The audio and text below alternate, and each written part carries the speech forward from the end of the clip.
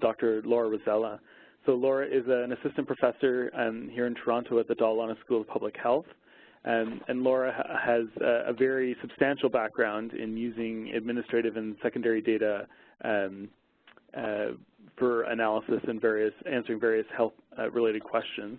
Laura holds a Canada Research Chair in Population Health Analytics and is appointed at the Institute for Clinical Evaluative Sciences and at the Public Health Ontario.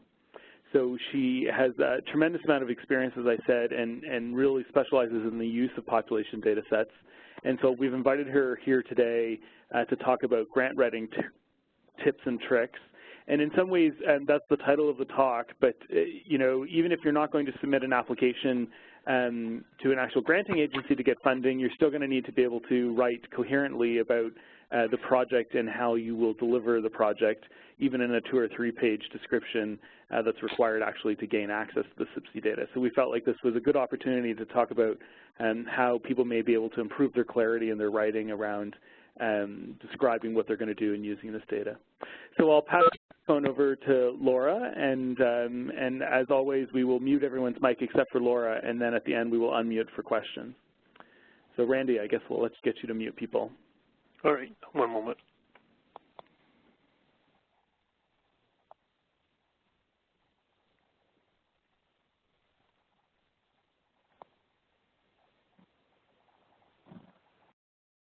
Muted.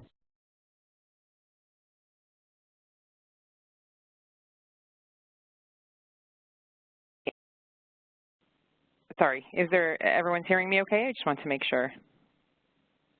Okay. It says I'm speaking, so I will trust that that is the case, and someone can let me know if they can't hear me. So it's a real pleasure to be here with you today, and thanks so much for the invitation. And I'm going to talk about 3 basic areas today, but I'm mostly going to focus in on the second. So I'm going to talk briefly about the rationale for a protocol, and that's just picking up a little bit on what Jason was just speaking about. I'll go through in detail the elements of a protocol. So I'll break it down by section. Some sections I'll cover in a little more detail than others, but I will go over all the sections to be comprehensive. And then lastly, I'm going to talk about tips for success throughout and within each of the sections, but I have some overall tips that aren't specific to a particular section at the end. So the first thing I just want to emphasize is the importance of writing a scientific protocol before you begin any type of analysis or study. And the most important reason is scientific integrity. The idea that you would put down all your ideas, your plans, your hypotheses on paper before you start is actually really important for the integrity of your work, and also facilitates the work that you're going to do. So a really tightly, strong, well-written protocol makes an execution of the protocol much easier. So it's worth the effort up front. You'll see the benefits of that as you carry out the research project. Obviously, the other big advantage of doing protocols or need for it is for obtaining funding. So that may be one avenue why you're writing a protocol. But the other thing I'll mention about protocols is that they are publishable, and increasingly journals are publishing protocols and also requiring them. So BMJ is starting to ask the question when you want to submit a paper there, where's your protocol? Can you refer it? If it's not published, attach it as part of your submission. So I think you, as all young investigators, are entering an era where I think in the near future a protocol is going to be required for submission for publication for any type of study, just like a protocol is required for a randomized trial publication, for example. So that's the reality going forward. So keeping that in mind, that protocols are becoming more and more important. So this is the long list of elements that go into a protocol, and I'm going to go through each section, some briefly touching on it and some in a little more detail. And as I go through each section, I'll talk about basically what best practices would be in terms of what should be in the section, and then I'll talk also about some tips to make these sections as good as possible. So I want to start with the introduction or background and rationale of the study. And again, this might be a part of the protocol people sort of think is, oh, okay, just write an introduction and take it lightly. But this can be the most important part of the protocol. It really builds the case for your study, and it frames the problem in the way that you're thinking about it. If you're writing a protocol for competitive purposes, this really needs to draw the reader in. If you don't draw the reader in at the introduction, it's very hard to draw them in later on. You need to provide evidence, so I often use the analogy that you are sort of building your case like a lawyer would.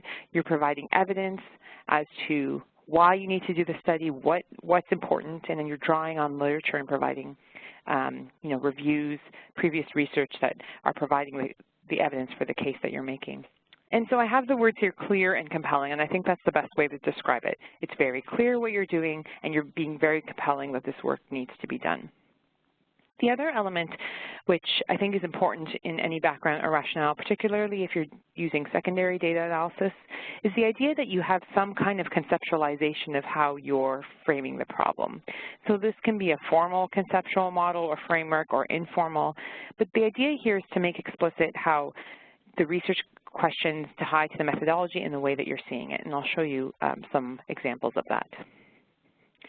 So just some resources. I'm going to suggest some resources throughout this presentation, but Cresswell offers something called the deficiencies model in terms of writing a good background and rationale. And some of these things might be obvious, but I'll just go through them each briefly to talk about the types of things that you'd want to put in here.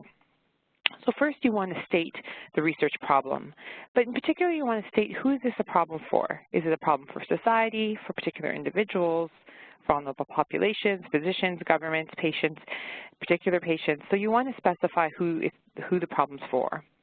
And you also want to specify in the research problem statement the scope of the problem. So this would be things like numbers or measures of impact. You want to identify any contextual considerations that might be unique, and sort of the ideal reality and consequences of the problem. The second point goes along with building the case. So that's reviewing the studies that have addressed the problem. You want this to be thorough, comprehensive. Wherever possible, you're critically appraising the evidence, so you're making a distinction between high-quality evidence and maybe research that wasn't of high quality or older evidence that needs to be revised. And your goal here is really to demonstrate a gap or a conflict. And the gap can be what you're filling with your study, or it could be a conflict which you believe the way you're doing your study with newer methods, better data, can resolve. And when you're reviewing the studies, you want to de-emphasize single studies unless sometimes there are only one existing study, but you want to really capture the body of evidence in that particular area. The third relates to relating the deficiencies. And what I want to point out here is that deficiencies can be in content. They can be methodology or study flaw deficiencies. They can be deficiencies with respect to the type of population studied, so maybe it's only been done in this type, or in men or women or whatever the case may be, or the applicability of the evidence. So it's been evidence that has been shown in trials, but we don't have effectiveness studies, for example.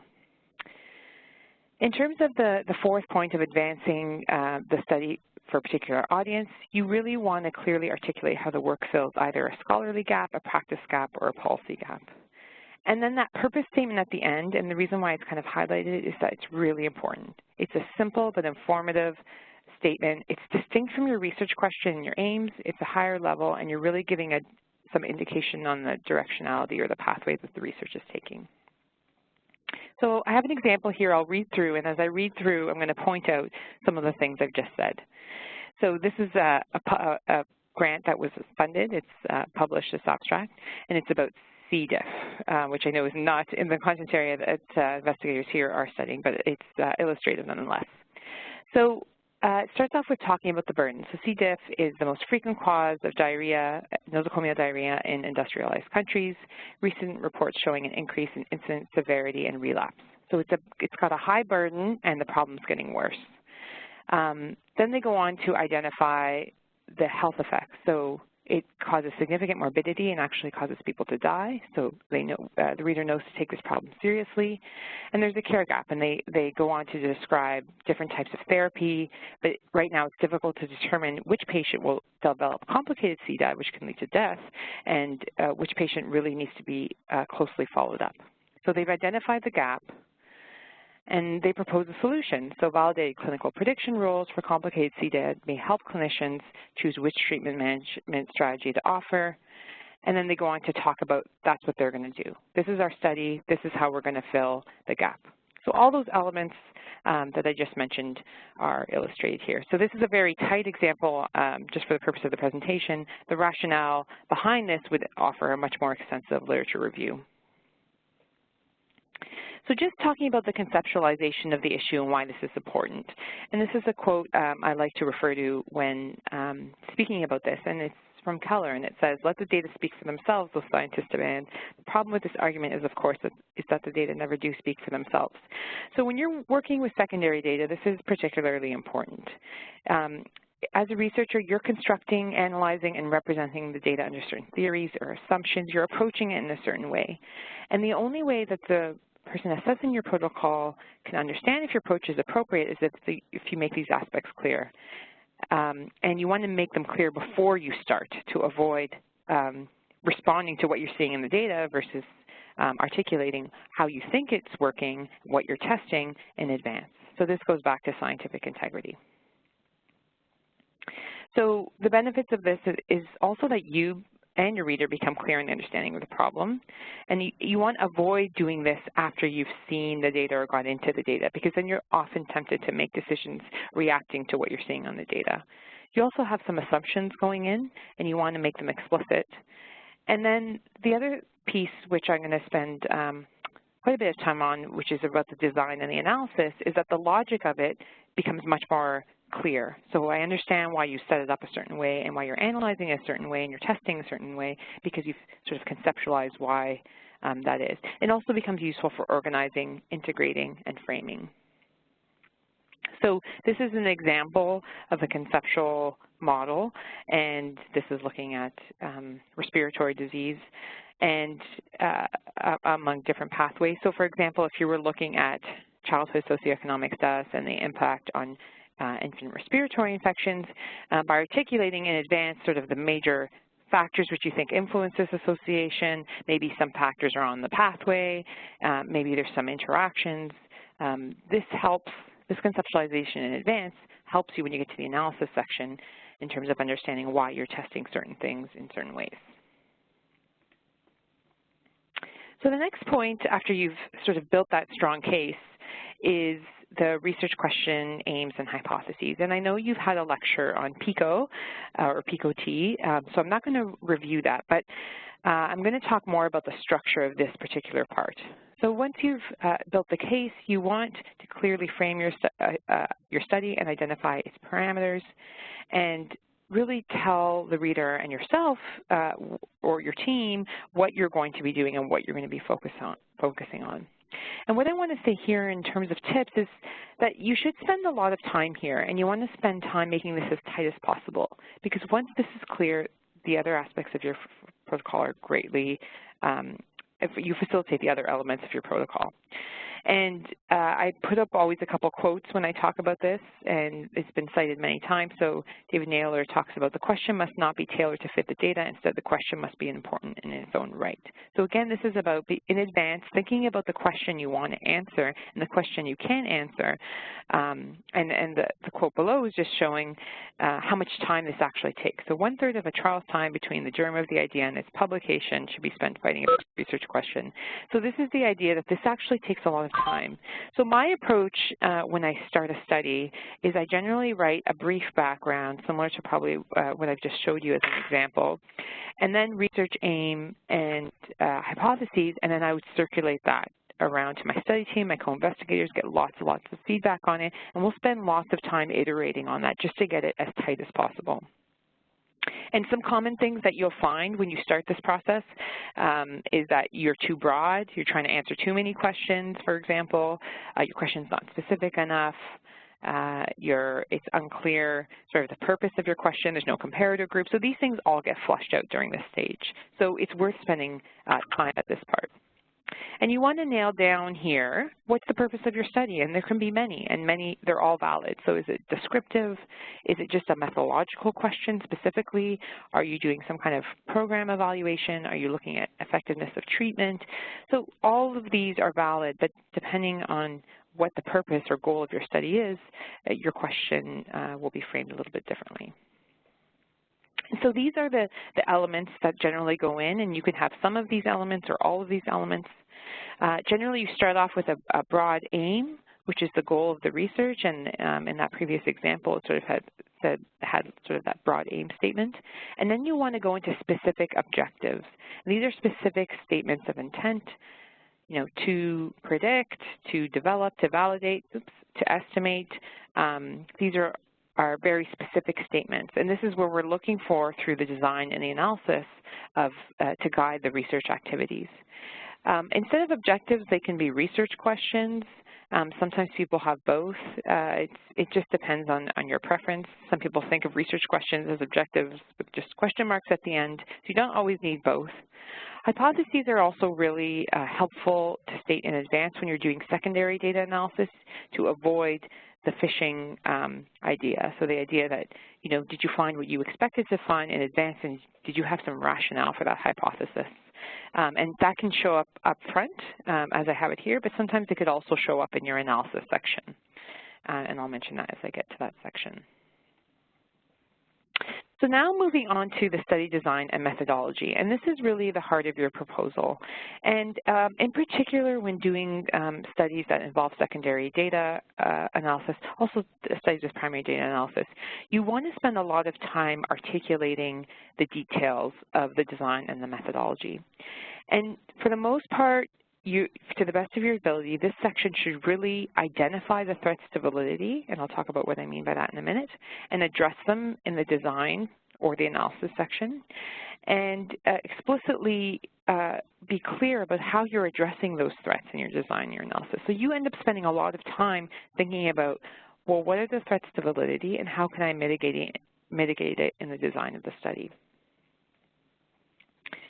So I won't go into detail about the ins and outs of all the possible threats to validity in a study, but here's a list here, and it's pretty comprehensive. Things like confounding or selection bias, bias in the way things are measured, issues regarding temporality, missing data, incomplete exposure outcome ascertainment, or misclassification. So these are all very common things that come up in secondary protocols, and so you want to be aware of these before you launch into any discussion about design.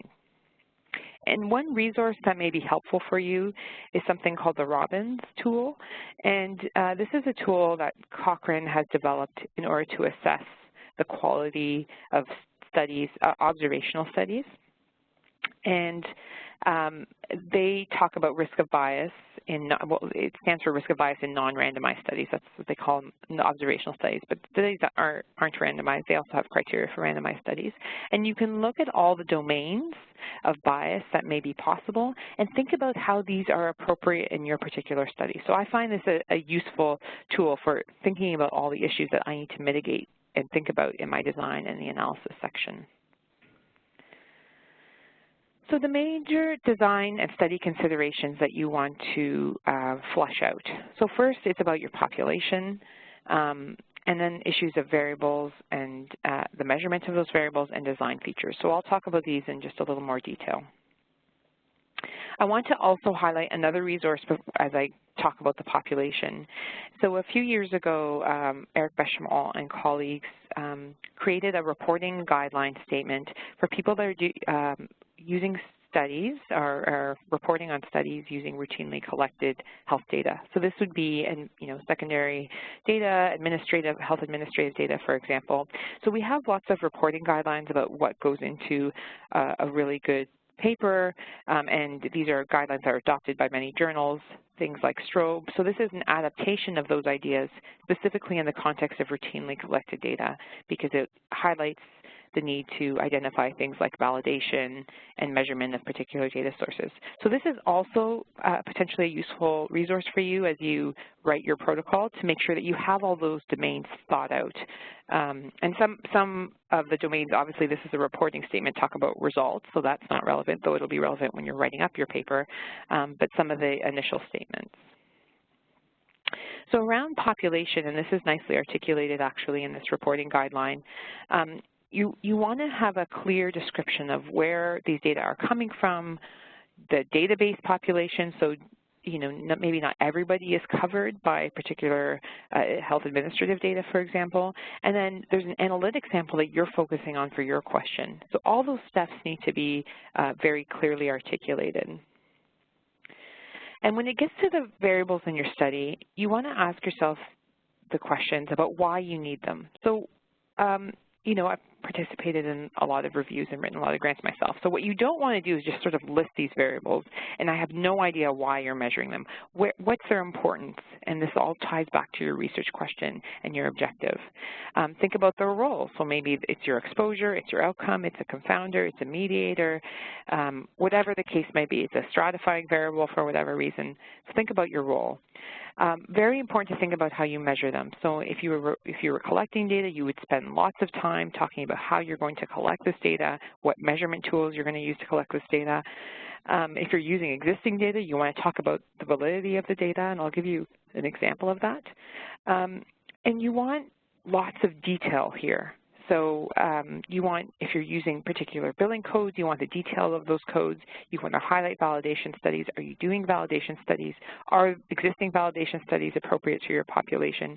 So when I'm adjudicating a grant, this is the level of detail I'm looking for. And this is also the level of detail, even if you're not writing a grant, that will help you as you execute your protocol. So the issues of measurement, and you may have had more detail on it, is that you want to make sure that it's valid, so it's truly measuring the domain you want to capture, and you want to make sure it's reliable. And in secondary data and health administrative data, both of these issues are quite broad. So this is an example of the range of measurement. So one could say that they're looking at diabetes, for example, as an outcome in a particular study. Well, there's lots of ways you can measure it, and you can imagine their strengths and weaknesses of each. So maybe you're using self-report data, so there's particular error and bias associated with this data. Maybe you're using physician-diagnosed data from administrative data. Well, you know that there could be false positives and false negatives. How big of a problem is it? What data sources did you use? And it could be biased to people that you only use the healthcare system. So maybe you're looking at all diagnosed and undiagnosed, and this can depend on screening, so you have to bring in those nuances in. And maybe you're looking at some preclinical state that relies on some biomarker. So this is just an example of something, one particular outcome that can have lots of different ways of being measured and lots of implications on the validity of the results. When using administrative data, you want to think about the validity of the codes you're using in particular. And so this is an example of a validation of an algorithm for inflammatory bowel disease. As an example, there are many algorithms that have been identified.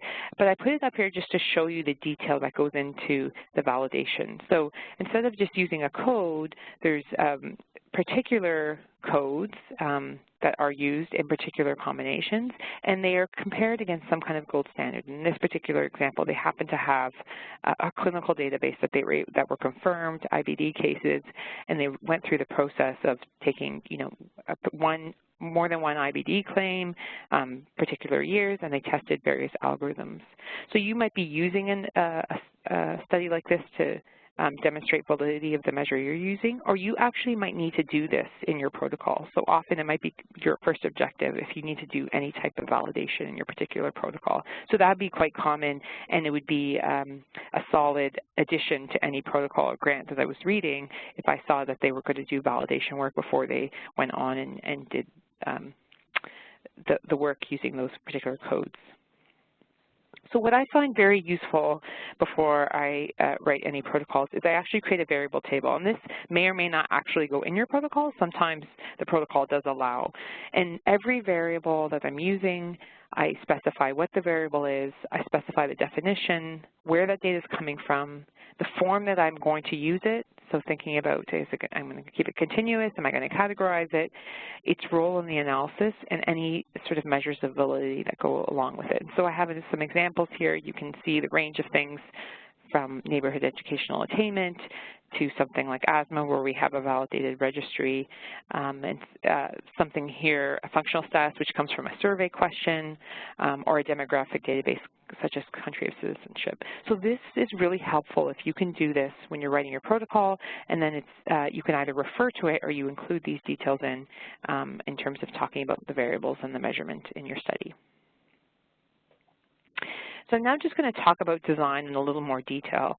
And the point here is really to emphasize that your study design is the first and most important step to maximizing validity of a study. So I mentioned all the threats that might come up, and there's lists, and you can get into lots of complex discussions of it. But the first thing that you have to think of when you're writing a protocol is what those major threats are, and what in the design part can I do to minimize those threats. And this is, again, particularly important in secondary data because you often have various design options. So when you're conducting a primary data collection study, you've decided you're doing a cohort study, and that's your design, and you have rationale for that, and you go ahead and execute it.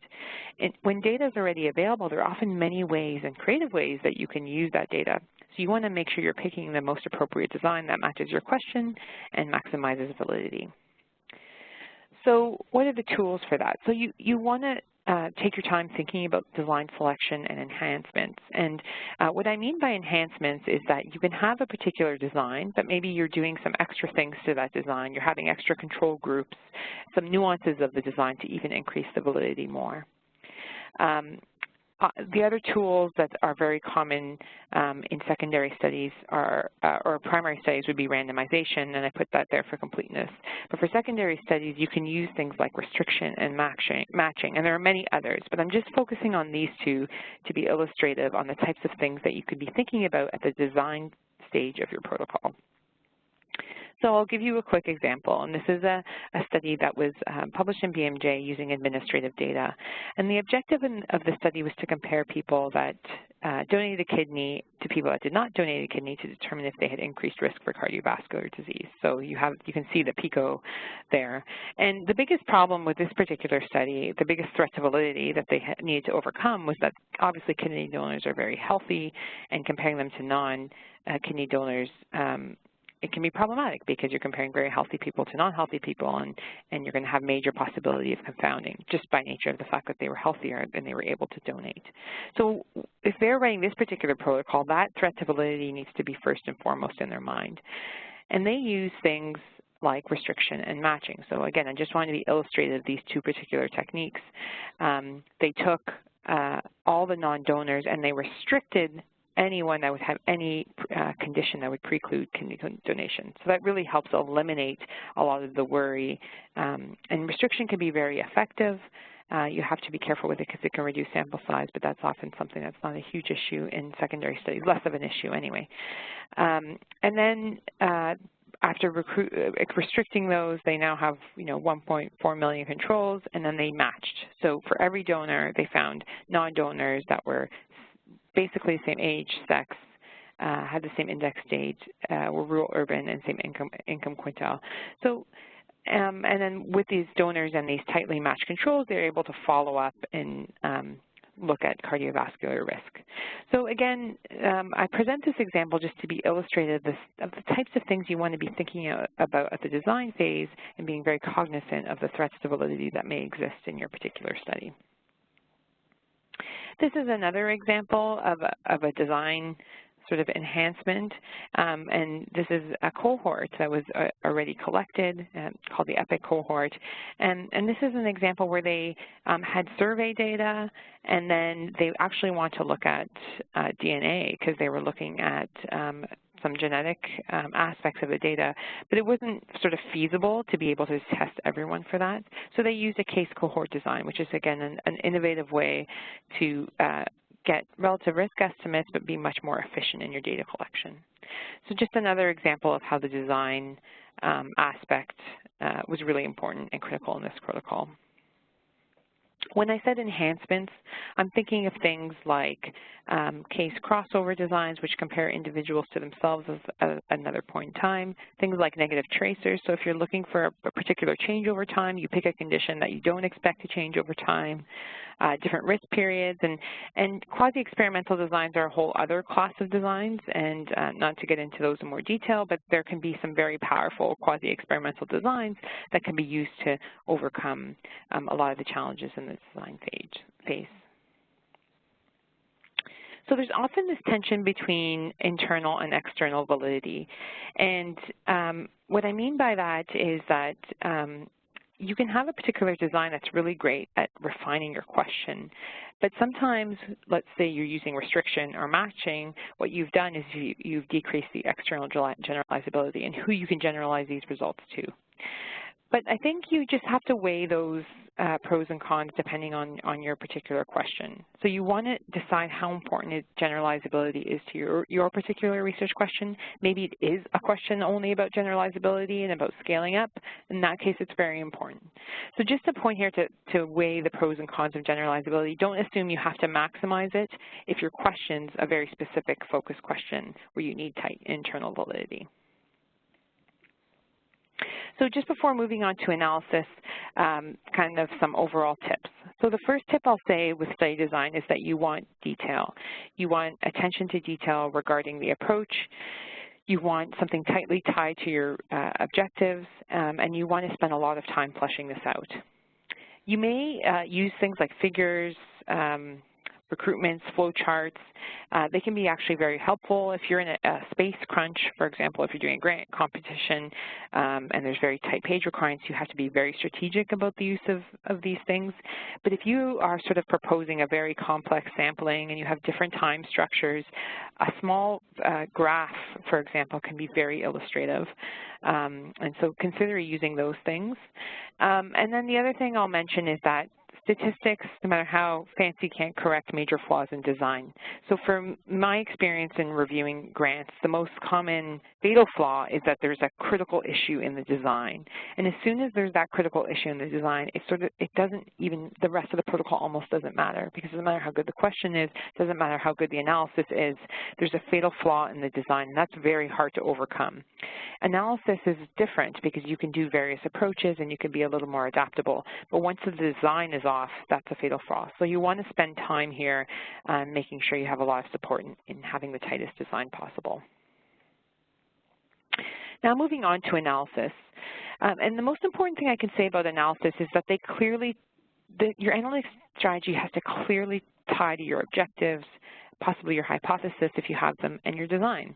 So my preferred approach is to write analysis as per my objectives. So if I have 3 objectives, my analysis section will be broken down into 3 analytic sections. I often have an overarching section discussing the data, if it's a common data for all objectives, or the different data sources, and then I go right into my objective 1 analysis is this. And so it should be very clear based on the question I'm asking or the objective statement in 1, why the analysis I'm doing here follows. And that's the most critical thing about analysis. I think people often get hung up on the type of analysis, but miss, is it the right analysis to answer the question you've asked? And often a simple analysis is more appropriate to answer the question. It's not always the case that it needs to be complicated. You want to pay particular attention to data issues, so things like cluster data, non-independence, repeated measures, maybe you have latent constructs or missing a substantial amount of missing data that you need to deal with, because these will require additional analytical details. Many of you will probably be proposing to use regression methods, maybe not, but whatever approach you're using, you want to ask yourself what the purpose is. And again, this ties back to tying it back to your research objectives. So do you need a valid exposure estimate relationship? Do you need a predictive model? Are you trying to generate hypotheses? And depending on what you're trying to do, the same regression model can be used different ways. So regression is a very general framework, and it can be applied very differently depending on the purpose. So you want to be very clear on that.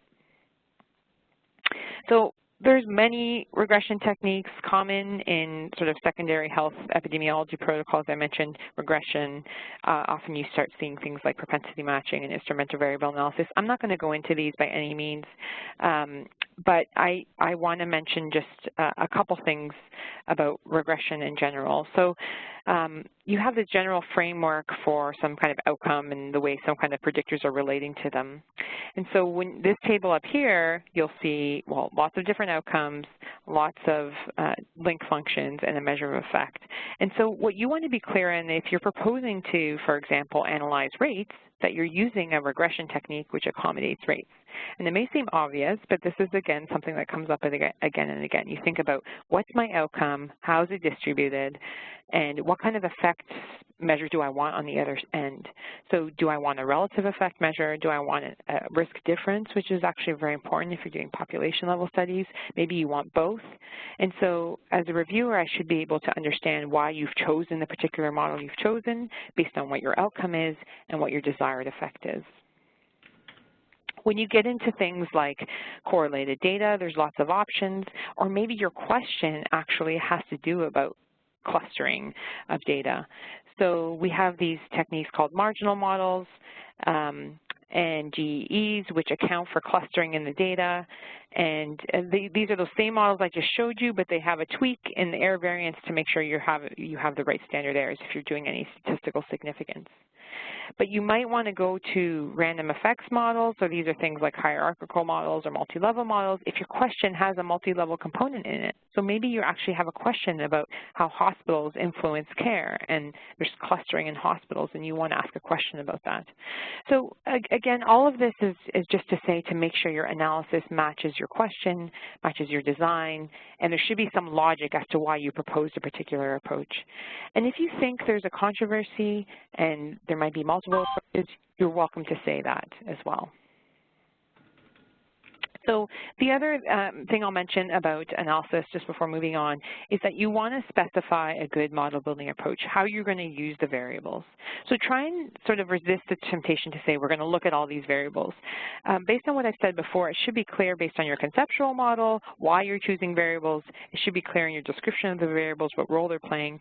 You want to be transparent in advance about why you're choosing variables, how they're going to get added, how you're going to assess whether something's a confounder, for example, and be very clear about this a priori. And that's a big advantage when you go to write up the paper to say that you did this, you followed the systematic approach. The rest of the points of the protocol, just as I move on, I'm going to go through quite quickly, as these I'm just going to mention them. So the issue about sample size, especially if using secondary data, is that you should have some estimate of the expected or actual sample size. You should be able sometimes to know it exactly or to estimate it. Power calculations are quite different. The purpose of power calculations is to ensure you're powered to test a specific hypothesis. So they don't apply to every study. So don't assume that every study requires a very specific type of power calculations. These can take on many ranges, and I would encourage you to work with a statistician to articulate this in advance. Ethics is also a whole other topic. The only thing I'll say here relative to the protocol is that you need a protocol in order to do an ethics application. And if you're doing a grant proposal, you want to be clear if ethics needs to be sought or detail if it's already been obtained. And you want to tackle any perceived thorny ethical issues head on. So always assume that any thorny issues you're thinking of, the reviewer is also thinking of it, and you want to directly address it and try and mitigate it heads on. And if you think that someone that's reading the protocol might be concerned about it, you call it out and say what you're doing about it.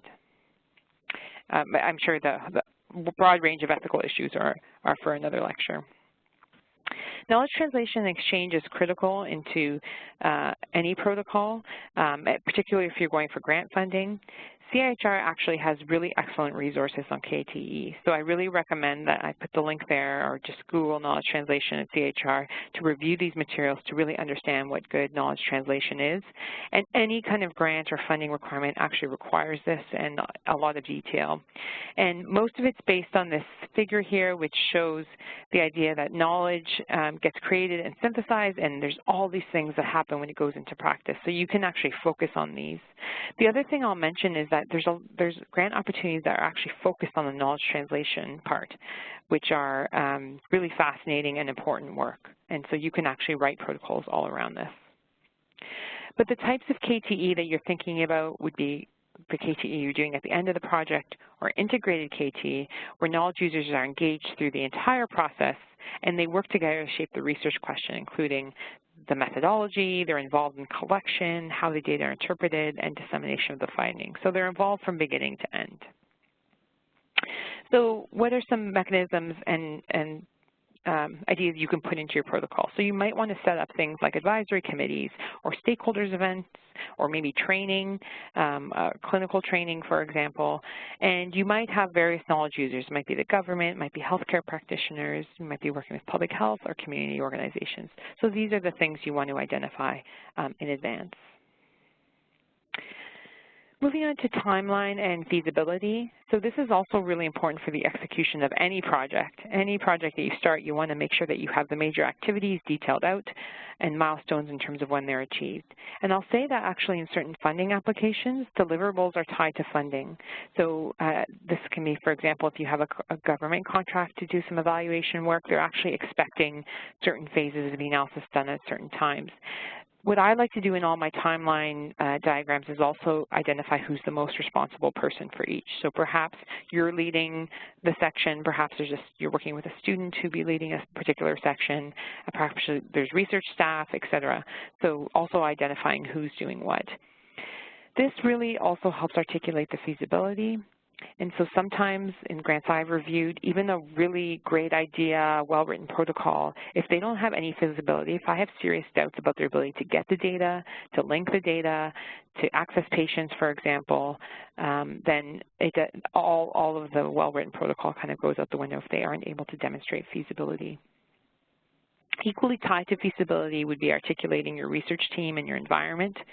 So you want to show that you have the expertise to do the research, and that includes methods and content expertise, and also the environment's the best place. So maybe the data are there, you're leveraging resources, and you have the capabilities to carry out the research. This is also obviously related to feasibility, but in grant funding, this plays a major role, stacking your team appropriately, having experts in the particular areas. And the limitations and mitigation strategies. So hopefully you've done an excellent job in your research design and sort of identifying and trying to mitigate strategies up front in your analysis and your design. But at the end, there's obviously still limitations. And it's important to acknowledge all those limitations and to think about them. So don't assume that if you just don't mention it, no one will notice. Everyone notices. And so you want to say, yep, I know that with this data, there's this potential challenge, but don't just acknowledge it. Think about impact and mitigation. So oftentimes you can argue why, sure, this limitation exists, but the impact's probably going to be small, and maybe you have actually studies to show that. You can also consider alternate analysis, things like sensitivity analyses or what we call quantitative bias analyses, where you actually build in mechanisms to test how big of an issue it might be. Or maybe you're going to refer to a future study. So you know a limitation is that you're not considering many of the factors that you would get, for example, from a qualitative study. So you're going to talk about a qualitative study. That will be another piece of research. And I really encourage building sensitivity or bias analysis. This is particularly important for secondary data. So this is described as the way to quantitatively estimate the systematic error that remains after you've done your design and your analysis. And wherever possible in your protocol, you should outline a plan for this. Determine the threats and plan how you're going to assess them. And then finally, the significance and impact section. So this is that strong, articulate paragraph at the end showing the impact of the research. And what I want to say about this is not a throwaway section. In my experience with reviewing grants, even though the section may be small, maybe a small weight, limited length, this can be what sets your proposal apart from others. And so lots of other people will have sort of really tightly done research questions, objectives, but if you're able to show that your work can have a potentially big impact, that can mean the difference between funding and not funding. So I like spending time on this section and really thinking through the impact. It's short, it's direct, but it's an important section. I just wanted to make a note about appendices, not to overuse them, not to put essential information in there, and then also to be careful if you're applying for a grant, because nowadays we're getting to the point where appendices actually are no longer allowed, or if they're allowed, they're very limited. So as much as possible, the detail has to go in the grant, which means the grant is very dense, and that's what we're moving towards. They're getting shorter and more dense. So my last slide here is just talking about some overarching tips for success. So I've taken you through sort of all the elements and giving you some tips in each particular one. But overall, I will say that planning and preparation are really critical for any protocol. And as you can see, especially when you're thinking about design and research questions, a lot of the things I talked about required iteration and feedback. So it's not like you just sit down and write a protocol. That's never how it works. That's never been my experience. You start early, you get feedback, and you refine.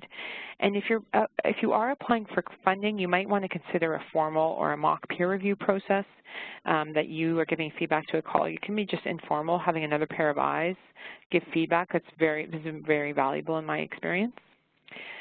If you are applying for funding, you want to be very cognizant of the evaluation criteria. Read them, write to them. It's amazing how often I read an excellent grant, but they haven't responded to the evaluation criteria. And as much as I like the grant, it's not the criteria they're not meeting the criteria by which I need to adjudicate them, even though I know they probably could have if they just reframed it a different way. So be really cognizant of those, and they are different depending on different calls.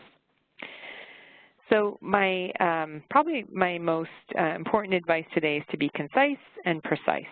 So I mentioned before that you want to, even if you don't have a page limit, you want to be as concise as possible, and every word you write has to matter. Every sentence you write has to matter.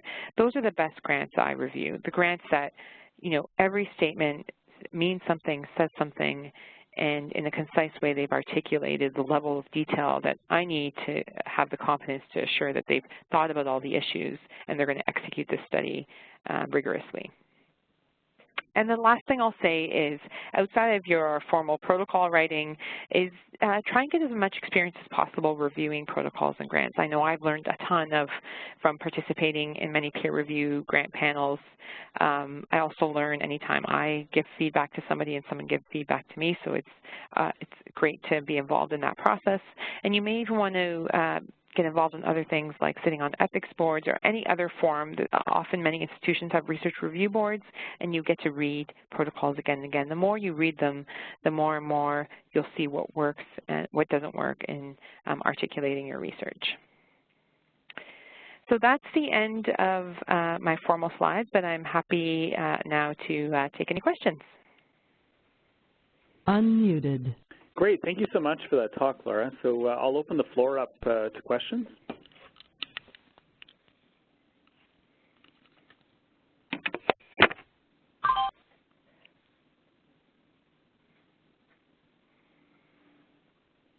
So maybe I'll start with a question, Laura. So I just wonder if you could talk a little bit about the relative balance of some of these components that you've talked about that are required for the protocol. Yeah, in terms of how much time you're spending on them and how much space they should take in your protocol? Yeah. No, I think that's a great question. So there are two different parts. I mean, in terms of time, I think you want to spend the most time, and I said this in the beginning, nailing down your research question and your aims and your objectives.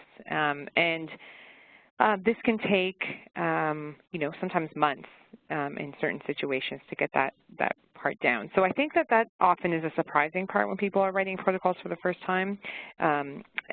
Everyone sort of assumes they know what they want to do, but when they're actually articulating a question that's answerable given the data, given the particular design, that's actually very difficult. So I spend a lot of time there. That's where I personally spend a lot of time. And then the other place is the design and analysis section. Usually that's the biggest component in terms of length of a protocol, and it should be, and it requires the most detail. So it often, that's where you'll spend the most time thinking through these issues. That's the part you don't want to rush, and it's very obvious to anyone reading a protocol when those sections are rushed and not thought through. And those are also the sections that if you're writing a grant, they were probably double the size and you had to trim them down. So it's not unusual for those sections to be very, very long because there's a lot of details to articulate. So I think I think the take-home message here, for me anyway, is that even when you're using the secondary data, it's still, there's a formidable process that you need to go through before you can even apply for the data. And you really need to think through what it is you're going to do with this data, even though the data is in some ways just sitting there waiting for you. Yeah. Yeah, I think that's really important. And again, I mentioned that this is now becoming required because as secondary data is more widely available now, journals, reviewers are sort of asking, well, is that the question you intended to answer when you opened this, or did you open the data set and all of a sudden, ask the question, which obviously has a different scientific implication. Yeah, a different level of rigor associated with that. Exactly. So are there any other questions? All right. Well, it's my pleasure to thank you, Laura, for coming and sharing your insights with us. And I think as people move forward with applications to cyp-c and in using secondary data to answer research questions, I think the information you've provided will be very helpful. So thank you very much. Great. My pleasure. Thank you. Great. And I think at this point we're just thanking everyone and reminding them that the next session will actually take place on July 14th. So watch your emails as more information comes out. So thank you, everyone, for attending today. Thank you.